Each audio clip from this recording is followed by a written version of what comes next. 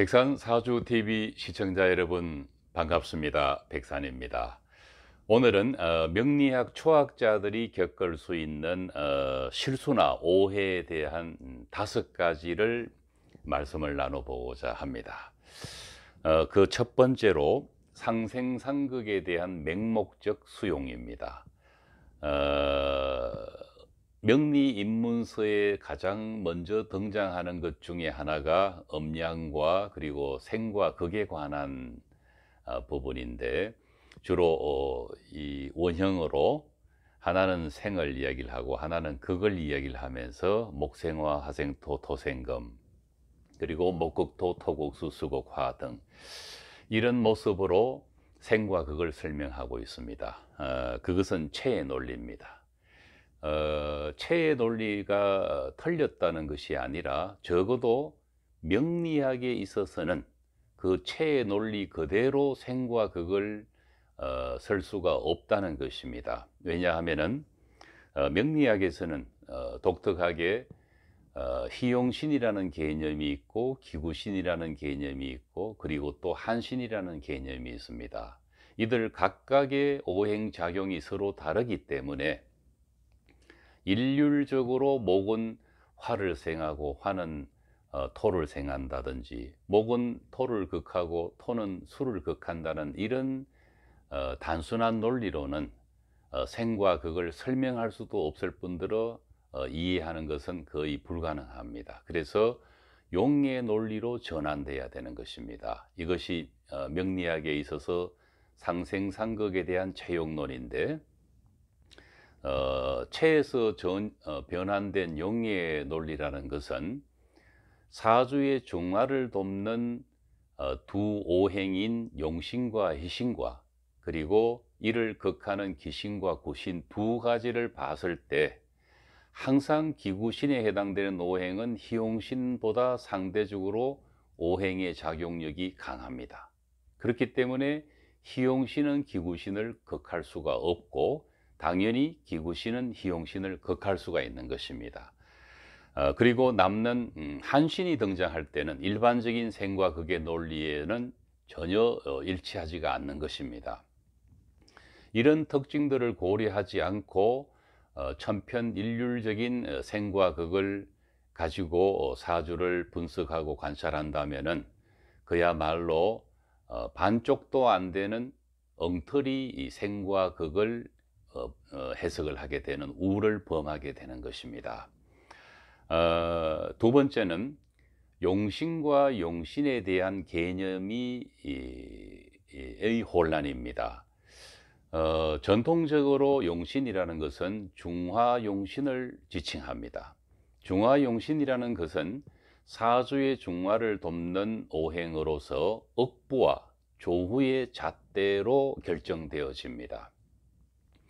억부와 조후의 잣대로 결정되어지는 이 두 오행이 중화용신인데, 어떤 사주든지 간에 그 중화용신이 사주 원국에 있든지 없든지 극을 받든지 어떤지 간에 용신과 희신입니다.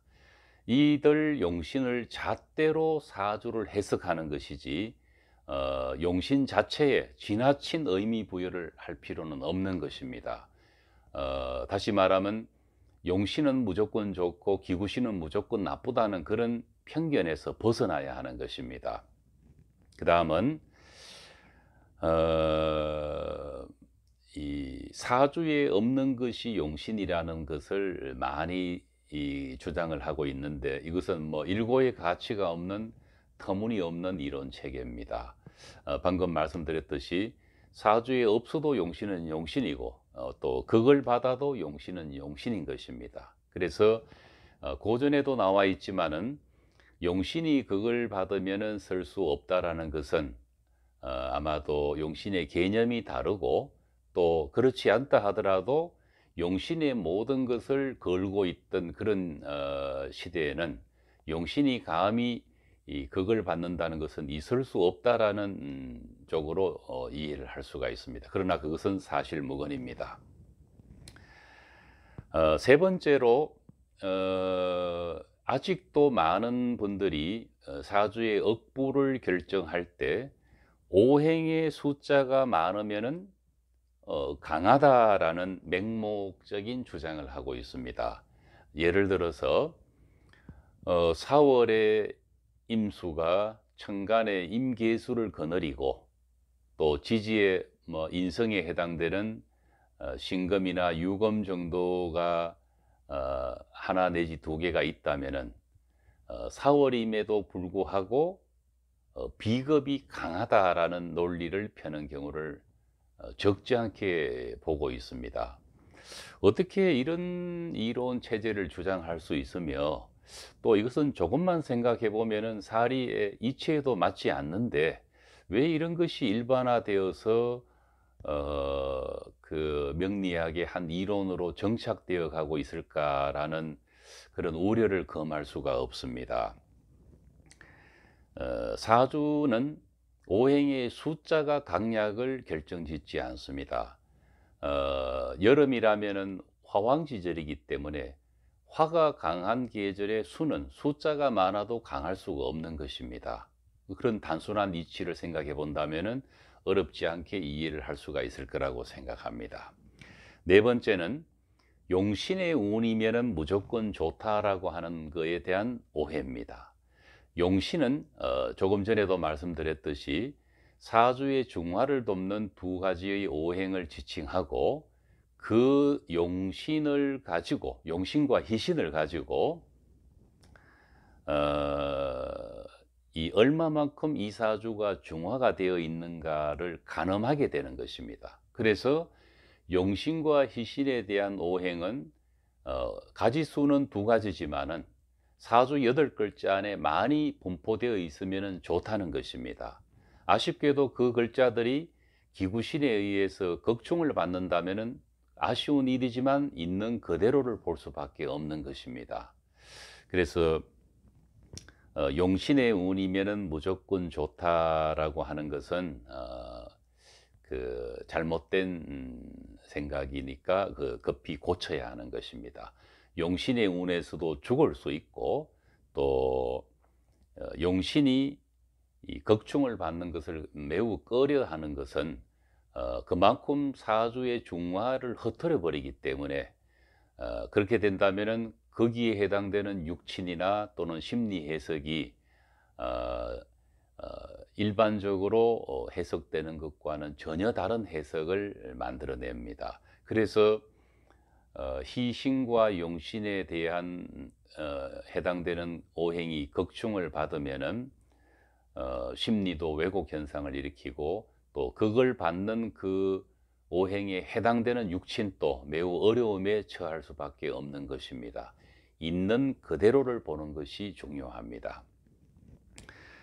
그리고 마지막 다섯 번째로 천간은 천간을 5년 지지를 5년 해서 대운을 대입하는 그 허망한 요상한 그런 대입법이 있습니다. 음양법에도 어긋날 뿐더러 어떤 원리도 없으면서 또 어떤 고전에서도 일반화되어 있지 않는 주장입니다. 대운 10년을 갑보년이라고 대운이라고 생각했을 때 초창기 5년을 갑목에 해석을 하고 나머지 5년을 오화를 대입해서 해석한다는 것 자체가 사실무근일 뿐더러 아무런 근거가 없는 대운 대입법입니다.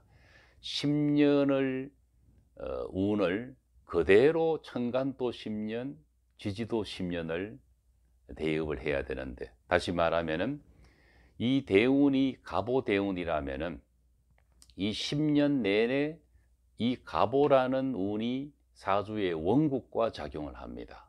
그리고 그 10년 안에 매년 바뀌는 새 운이 대운과 원국과 상호작용을 하면서 사주 원국에 영향을 미치게 되는 것입니다.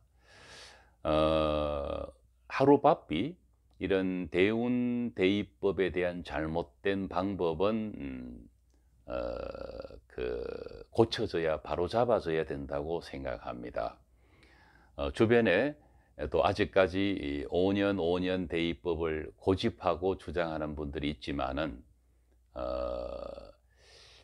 매우 우려스러운 일이 아니라고 할 수 없습니다.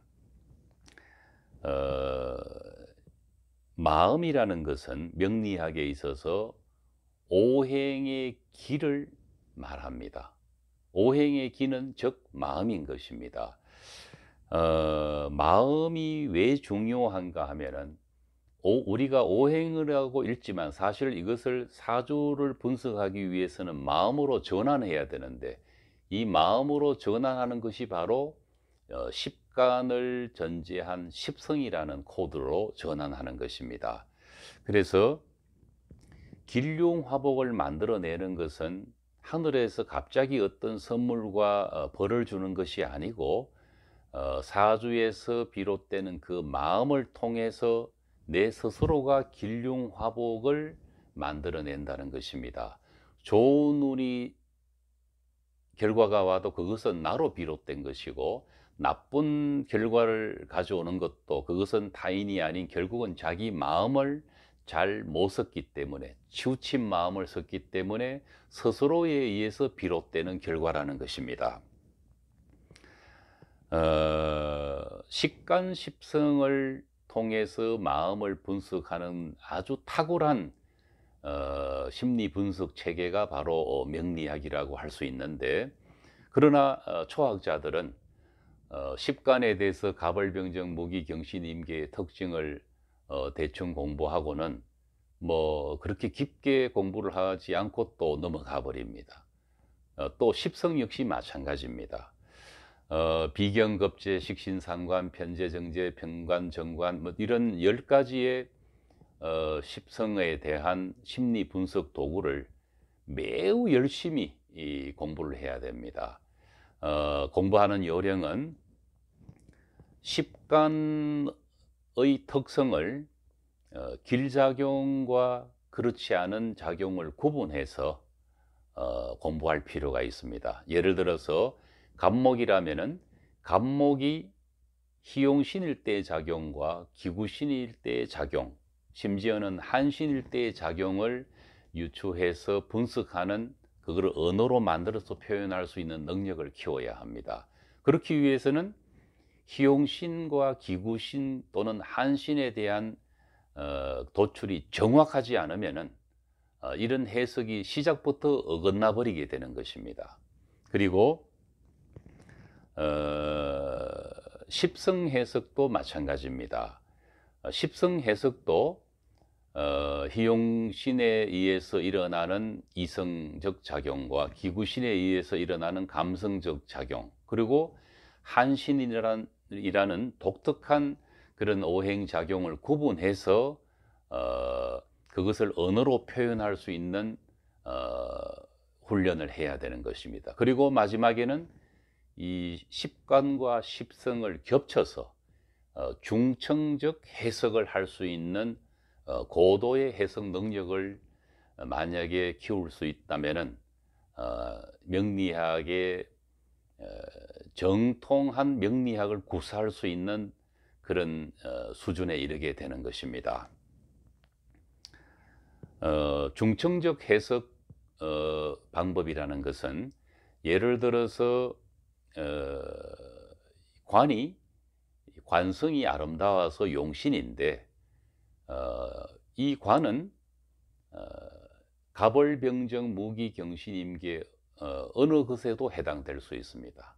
그래서 개수가 정관일 때와 또 정화가 정관일 때는 똑같은 정관이지만 전혀 다른 작용을 할 수 있는 정관입니다. 용신으로서의 작용을 하는 것임에도 불구하고 서로 다른 속성을 가지고 있습니다.